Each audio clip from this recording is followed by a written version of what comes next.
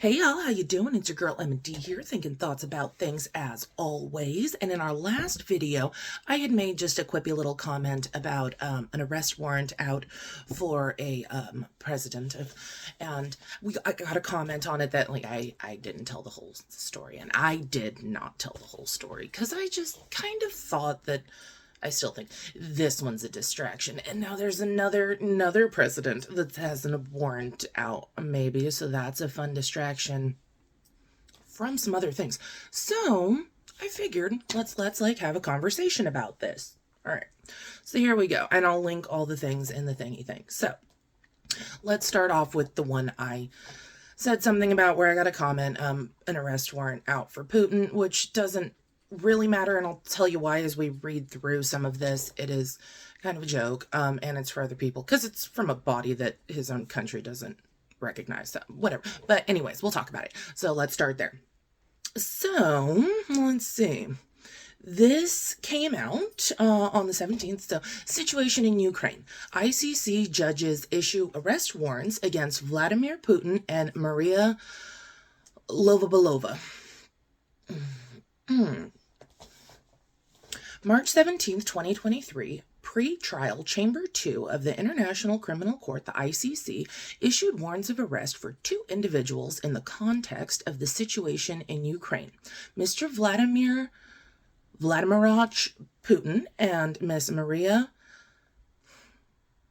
Alexeyenko Lovabalova.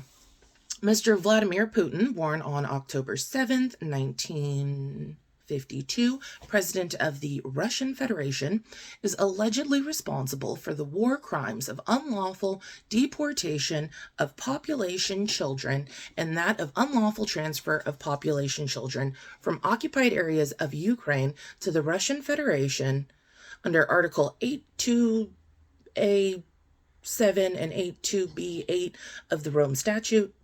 The crimes were allegedly committed in Ukraine occupied territories at least from 24th of February 2022.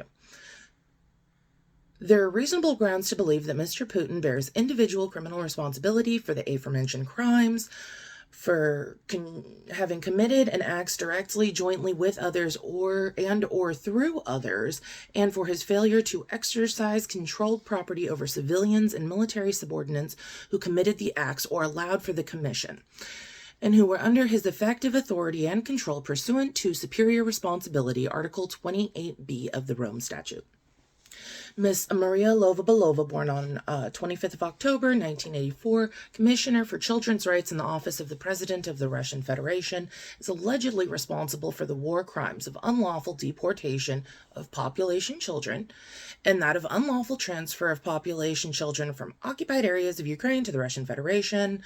Under the same articles, the crimes were allegedly committed, same area, same territory, reasonable grounds. The Ms. Belova bears individual criminal responsibility for the aforementioned crimes for having committed the acts directly, jointly with others, and or through others. Pre-trial Chamber 2 considers, based on the prosecution's application 22nd of February 2023, that there are reasonable grounds to believe that each suspect bears responsibility for the war crimes of unlawful deportation of populations and that the unlawful transfer of populations from occupied areas of Ukraine to the Russian Federation in precedence of Ukrainian children. The Chamber considers that the warrants are secret in order to protect victims and witnesses and also to safeguard the investigation. Nonetheless, mindful that the conduct addressed in the present situation is allegedly ongoing and that the public awareness of the warrants may contribute to the prevention of future commissions of crimes, the Chamber considers that it is in the interest of the justice to authorize the registry to disclose the extent of the warrants, the names of the suspects, the crimes for which the warrants are issued, and the modes of liability as established by the Chamber. All right, so that's them. They're these two. They want them. Okay, so CNN came out with this as of this morning. Putin's world just got a lot smaller with the ICC's arrest warrant. So let's discuss kind of what this really means. So, not that I trust CNN, but it's well enough rounded information to help us think thoughts on this. So, President Vladimir Putin always relished his global outings, burnishing his image as one of the big guns running the world, while the Kremlin is dissing the International Criminal Court's war crimes charges against him. Inside the Kremlin walls, another reality will be emerging. Putin's world just got smaller. At the Hamburg G20 in 2017, he spent hours talking alone with arguably the most powerful man in the world at the moment, former President Donald Trump. A year later, at the next G20 Leaders Summit in Buenos Aires, Putin high-fived Saudi's Crown Prince Mohammed bin Salman less than 2 months after suspicion fell on the Saudis over the brutal murder of journalist Jamal Khashoggi. Basking in international focus, he could thumb his nose at the world or manipulate its leaders in person. A perk, if you will, of his stubborn, decades-long grip on power. They like Putin, don't they? His love and use of the global limelight helped him at home too, bolstering his tough guy, bare-chested, bear-hunting image as protector of Russians, holding back supposed malign machinations of NATO, marauding the country's borders, but all of that is over. Both Germany and Argentina are signatories on the Rome Statute, 2 of the 123 nations who are obliged, if Putin pitches up on their doorstep, again to extradite him to The Hague to face trials as a war criminal. Okay, so all of this applies to the 123 people that are nations that are members of the Rome State. Once again, Russia's not one of them. All right. Putin faces a dilemma now. If he shows up in Delhi for this year's G20 in September, India, like the USA, is not signed to the ICC. But what will Prime Minister Modi do? Shortly after the ICC announcement, U.S. President Joe Biden, when asked by a reporter, quote, should Putin be tried for war crimes, replied, he's clearly a criminal of war crimes. He's clearly committed war crimes, indicating Putin, unsurprisingly, would not be welcome in the U.S. It leaves ambiguous the type of legal snare Putin could inadvertently find himself in the future. Without careful planning, Putin could touch down in a country apparently unaligned with the ICC and not beholden to the international law requirements, but be handed over to The Hague, yet for unforeseen international political pressure, or their newfound desire for international justice triggering the legal process to get him to The Hague.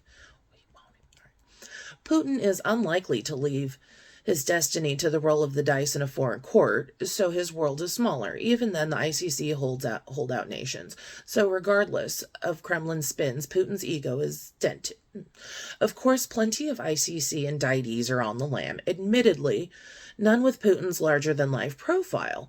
The only other president among 15 ICC fugitives is former Sudanese President Omar al-Bashir, successfully evading justice both in and out of office now for over 13 years. But international justice has a long reach. Former Serbian President Milosevic, who fomented the breakup of the former Yugoslavia in the early 1990s, eventually wound up at The Hague in 2001, facing war crime charges on a range of issues and died of heart failure in jail 3 years later. He was ousted from office constitutionally, never fled Belgrade, and never expected its judiciary to hand him over for international trial. Oh, well, that happened to you. So, okay.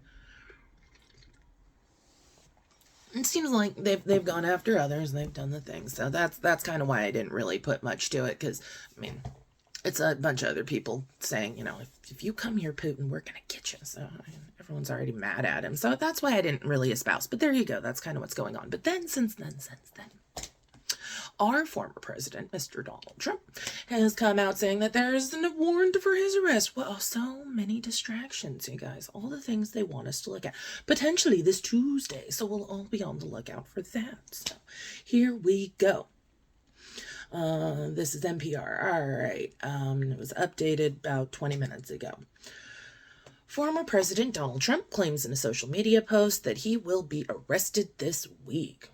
The claim comes while a New York prosecutor considers charging Trump in connection with hush money paid to adult film actress Stormy Daniels, but there has been no official announcement of any plans for an indictment. Trump has been entangled in several criminal investigations, but the case related to Daniels is the longest running of them all, reaching back to 2016. On his platform, Truth Social, on Saturday morning, Trump said that illegal leaks indicated that he will be arrested on Tuesday, and he went on to call for protests. Trump's attorney, Susan Nichols, told NPR that Trump's speculation is, quote, based on media reports, and she condemned prosecutors for withholding information from Trump's legal counsel. Since this is a political prosecution, the district attorney's office has engaged in a practice of leaking everything to the press rather than communicating with President Trump's attorneys, as would be done in normal cases, Nichols said in the statement. Trump, who is running for president in 2024, also defended himself on Truth Social, asserting that he has not committed a crime, though he did not disclose what he expected to be charged with, and he accused the Manhattan District Attorney's Office of being, quote, corrupt and highly political. The Manhattan District Attorney's Office declined to comment on whether it will soon be pursuing an arrest warrant for Trump, but the Associated Press reported that law enforcement officials in New York are discussing security preparations in anticipation that Trump may be indicted in coming weeks. If it does occur, Trump would become the first former president to be indicted in the United States history. Despite Trump's speculation of an arrest warrant, Stephen Chang, a spokesperson for Trump's campaign, said the former president expects to appear in Texas next weekend for a rally. So they just want to, lock up all the leaders? Former leaders. Well, the two that CNN was happy to let us know we're talking to each other last year at G20, but okay. So distraction, but from what? Because I also kind of talked on the bank thing real quick, that we have a few failing banks at this point. We know the Fed's walked in billions of dollars and all the things in here. So, but the next tumble of this, it would appear, is that there is now a reported 186 U.S. banks at risk of failure, similar to Silicon Valley Bank, says research, and here is why. Let's talk about it. The study examined the proportion of banks' funding that comes from unsecured depositors with accounts worth over $250,000. So, okay, we know this whole thing about Silicon Valley Bank and they all had big depositors, well over $250,000. The Fed stepped in, said they were going to do something about that. Still don't know exactly what that's going to mean in the end, so I'm going to reserve those thoughts. But a new report has found that 186 banks in the U.S. are at risk of failure due to rising interest rates and a high proportion of unsecured deposits. The research, posted on the Social Science Research Network, titled Monetary Tightening in the U.S. Bank Fragility in 2023. Mark-to-market losses and uninsured depositor runs. Okay. Estimated the market value loss of individual banks' assets during the Federal Reserve's rate increasing campaign. Assets such as treasury notes and mortgage loans can decrease in value when new bonds have higher rates. The study also examined the proportion of banks' funding that came from uninsured depositors with accounts worth over $250,000. If half of the uninsured depositors quickly withdrew their funds from these 186 banks, even insured depositors may face impairment, as the banks would not have enough assets to make all depositors whole. This could potentially force the FDIC to step in, according to the paper. However, it is important to note that the research does not consider hedging, which may protect many banks against rising interest rates. If they hedged. Even if only half of uninsured depositors decide to withdraw, almost 190 banks are at a potential risk of impairment to insured depositors, with potentially $300 billion of insured deposits at risk. If uninsured deposits withdraw cause even small fire sales, substantially more banks are at risk, the report noted. The failure of Silicon Valley Bank serves as an example of the risks posed by rising interest rates and uninsured deposits.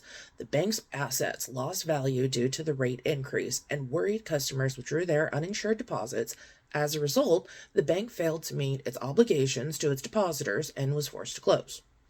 The economists who conducted the study warned that these 186 banks are at risk of a similar fate without government intervention or recapitalization. The findings underscore the importance of careful risk management and diversification of funding sources for banks to ensure that their stability in the face of market fluctuations. Silicon Valley Bank collapse. Silicon Valley Bank, once a prominent player in the banking industry, collapsed after struggling to cope with rising yields that eroded the value of its assets. The bank was shut down by Californian regulators last Friday, and the Federal Deposit Insurance Corporation was appointed as the receiver. This marks the largest bank failure since the financial crisis of 2008 when Washington Mutual went bust.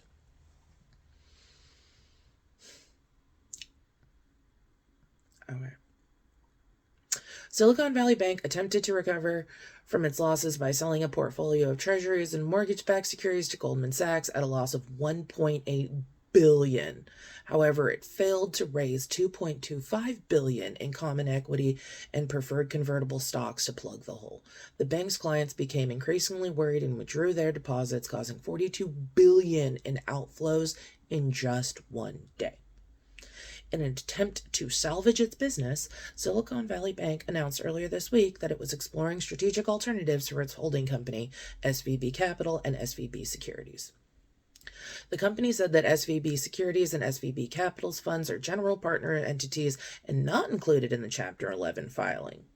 The company added that it planned to proceed with the process to evaluate alternatives for its business, as well as its other assets and investments. So everything they pushed over there, they get to keep. So that's where we're at. See, I got taken out just a little bit with Voyager, so I got burned, moved everything. But don't trust these people. They just they're saying it right there. If even a small portion of the uninsured people move all their funds, it puts all the insured funds at risk. What does that mean? It means the FDIC doesn't have the money to back any of this. It's all. Anyways. Distraction. This one I kind of thought was fun. So I'm going to wrap it up here with another, but did you know this one? Because everyone's going to get arrested this week, apparently. And that's fun. But I don't know. Let's just talk about this one real quick, because I think that nuclear weapons being moved about is kind of important, and I think it's one of the things they're distracting us from. There's a lot, but this one's let's put it. Probably can't say that in UKE word, but whatever. So here we go. Path of error and danger. China angry and confused over AUKUS deal. Let's talk about the AUKUS deal. Let's talk about what's happened in the last couple weeks. Okay. Deal is designed to counter perceived threat from Beijing, but analysts in China say it could push region closer to conflict.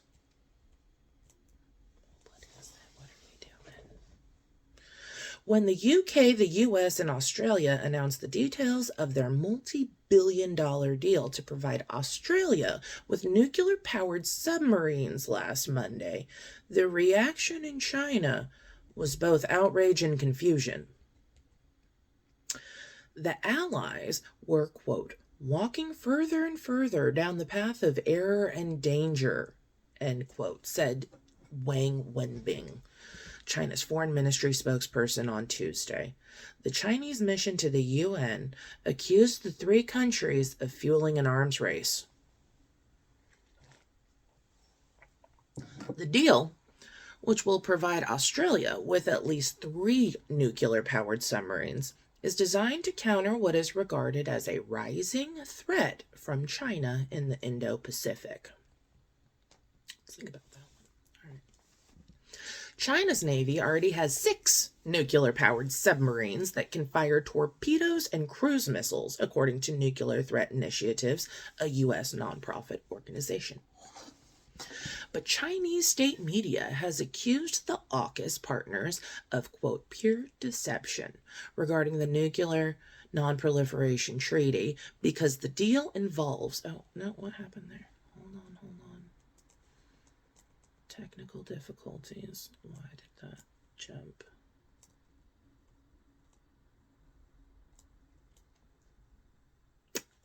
Pure deception regarding the nuclear non-proliferation threat because the deal involves the transfer of nuclear technologies to Australia, a non-nuclear state. They have no nukes. We give them That's fun. Okay.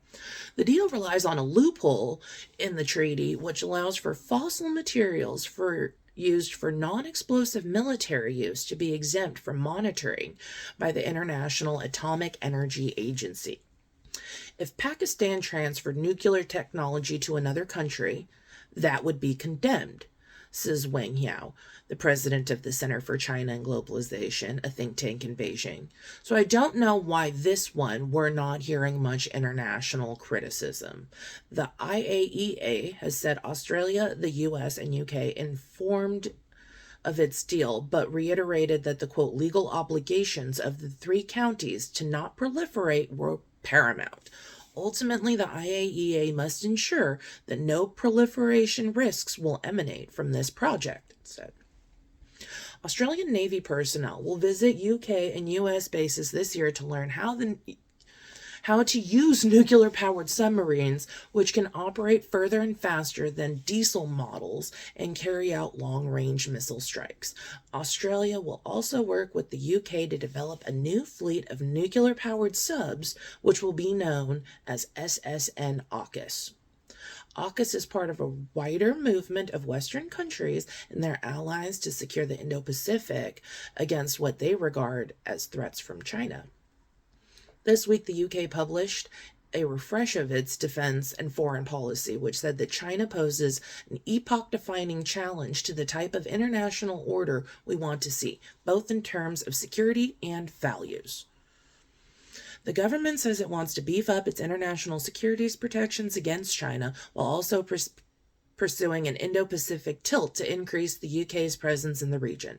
It follows the publication of the Biden administration's Indo-Pacific strategies last year, which said the U.S. wanted to strengthen its position in the region in response to, quote, coercion and aggression from China.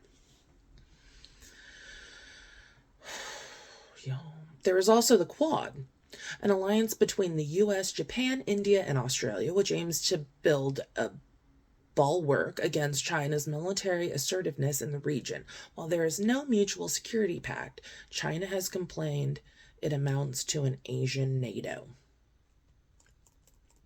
The alliance increased China's perception that it is surrounded by hostile neighbors. In 2022, Zhu Fang and Ni Guilin, Nanjing University, saying all that wrong, wrote that AUKUS was, quote, an important sign that the United States views the Asian Pacific area as the core region of the new Cold War with China. Beijing has repeatedly accused the West of engaging in a Cold War mentality, and Xi Jinping, the Chinese president, has accused the U.S. of containment to slow China's rise. China's amphibious weaponry is of particular concern to its neighbors, as this would be key to an assault on Taiwan, an eventuality the U.S. is increasingly concerned about.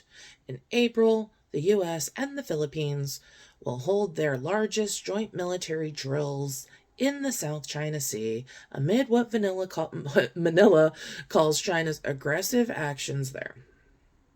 But Beijing says it is trying to build stability. Some analysts in China believe the AUKUS deal will push the region closer to conflict. If you only have a hammer, the world looks like it's full of nails, said Andy Mock, a senior research fellow at CCG. So, while we're arresting everyone, we're also sending nukes over to Australia. But then this morning, this is the last of it, and I'll let you guys go. I know this it went on forever. I'm sorry. But this one, okay, so this came out this morning from Australian News, in the link in the description. AUKUS deal. Australia denies quid pro quo with U.S. over Taiwan-China conflict. The Australian delegation denies offering any commitments to support the United States over the Taiwan issues as part of the AUKUS deals. Okay. The Australian delegation denied offering any commitment to support the United States over the Taiwan issue as a part of the AUKUS deal.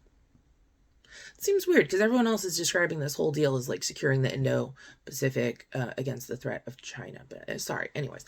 The deal called Australia, United Kingdom, United States, AUK US is a security pact that aims to build a new fleet of nuclear-powered attack submarines for Australia.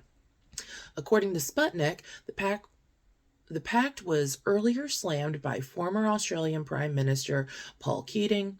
Keating went ahead to call it, quote, the worst deal in history.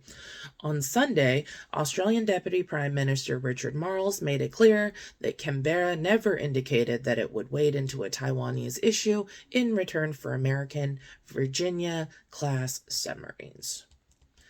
According to Sputnik, the aforementioned submarines are expected to be delivered as a part of the deal. The Australian Deputy Prime Minister made these assertions when he was asked by the Australian reporter whether any, quote, quid pro quo was involved in the deal.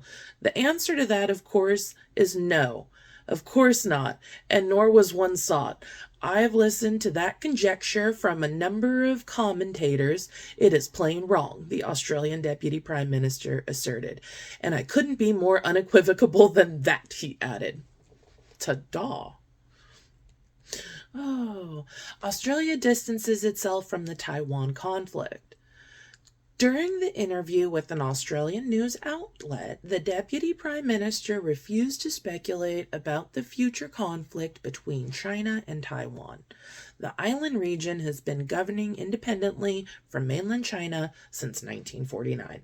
What Australia would do or not do in respect of any future conflict would be a matter to be considered at the time by the government of the day.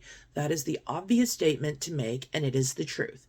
Yes, nuclear-powered submarines obviously have the capacity to operate in the context of war, but the primary intent here is to make our contributions to the stability of the region and the collective security of the region, Marles stated. Absolutely. The Deputy Prime Minister, who also served as the Defence Minister of Australia Defence of the Nuclear-Powered Submarine Trade, the Australian diplomat stated that the growing Chinese threat in the Indo-Pacific region and the South China Sea is part of the reason why such measures are the need of the hour. The deal was finalized on March 13th after a meeting in San Diego, California. The meeting was attended by U.S. President Joe Biden, UK Prime Minister Rishi Sunak, and Australian Prime Minister Anthony Albanese. According to the Sputnik, the plan involves the deployment of 3 American and 1 British submarine to Australia by 2027. Yeah. Okay, so